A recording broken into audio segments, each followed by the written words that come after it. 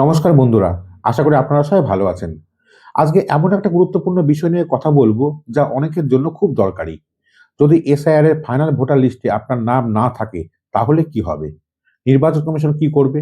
আর তখন আপনার কি করণীয়? সবকিছু আজ পরিষ্কার করে বলবো। তাই অনুরোধ করব ভিডিওটা একদম শেষ পর্যন্ত দেখবেন। কারণ মাঝখানে যদি মিস করেন তাহলে দরকারি তথ্য মিস হয়ে যেতে পারে। প্রথমে একটা বিষয় পরিষ্কার করে নিই, এসআইআর শুনানির সময় প্রায় শেষের দিকে। কয়েক ঘন্টার মধ্যে এই পর্ব শেষ হয়ে যাবে। তারপরেই বের হবে চূড়ান্ত ভোটার তালিকা। এই তালিকায় অনেকের নাম থাকতে পারে, আবার অনেকের নাম বাদও যেতে পারে। এখন প্রশ্ন হচ্ছে, যদি আপনার নাম বাদ যায় তাহলে কি সব শেষ? একদমই না বন্ধুরা, চিন্তার কিছু নেই। নির্বাচন কমিশনের তরফ থেকে জানানো হয়েছে, যদি কারো নাম ফাইনাল লিস্টে না থাকে তাহলে তার বাড়িতে আবার একটি নোটিশ পাঠানো হবে। সেই নোটিশে স্পষ্ট করে লেখা থাকবে কেন আপনার নাম তালিকা থেকে বাদ দেওয়া হয়েছে। মানে আপনি অন্ধকারে থাকবেন না, কারণটা আপনাকে জানানো হবেই। এখন একটু আপডেট জেনে নেওয়া যাক। শোনা যাচ্ছে প্রায় ৪ লক্ষ ভোটার এখনো শুনানিতে হাজির হননি।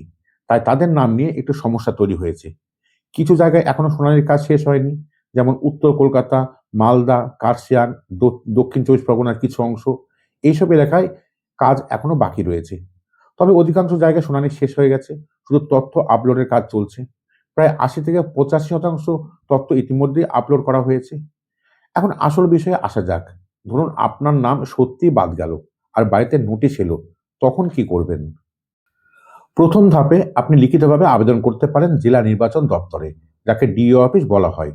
সেখানে গিয়ে আবেদন জমা দেবেন। যদি সেই আবেদন গৃহীত না হয় তাহলে দ্বিতীয় ধাপে আপনি সরাসরি সিইও অফিসে আবার আবেদন করতে পারবেন। এটাও লিখিতভাবে করতে হবে। সেখানে স্পষ্ট লিখবেন যে আপনার নাম পুনরায় তালিকায় অন্তর্ভুক্ত করার অনুরোধ করছেন। এরপরও যদি কাজ না হয় তাহলে তৃতীয় ধাপে আপনাকে ৬ নম্বর ফর্ম ফিল আপ করতে হবে। এই ফর্ম আপনি অনলাইনে পেয়ে যাবেন, অথবা ব্লক অফিস, পঞ্চায়েত অফিস বা বিএলওর কাছ থেকেও নিতে পারবেন। প্রয়োজনীয় নথি দিয়ে আবার নতুন ভোটার হিসাবে নাম তুলতে হবে।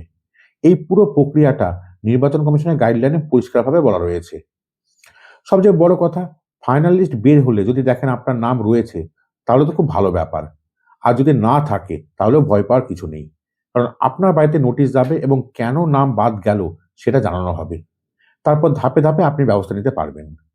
তা বন্ধুরা, ভোটার তালিকায় নাম থাকা খুবই গুরুত্বপূর্ণ বিষয়। কারণ ভোট দেওয়া আপনার অধিকার। তাই নিজের নাম আছে কিনা এটা অবশ্যই চেক করবেন। তা বন্ধুগণ, এই ছিল আজকের আপডেট। আশা করি আজকের এই ভিডিও আপনাদের কাজে লাগবে। ভিডিওটা ভালো লাগলে অবশ্যই লাইক করবেন আর বন্ধুদের সঙ্গে শেয়ার করবেন। আর নতুন নতুন আপডেট পেতে চ্যানেলটিকে অবশ্যই সাবস্ক্রাইব করবেন। আবার দেখা হবে পরের ভিডিওতে। ভালো থাকবেন, সুস্থ থাকবেন।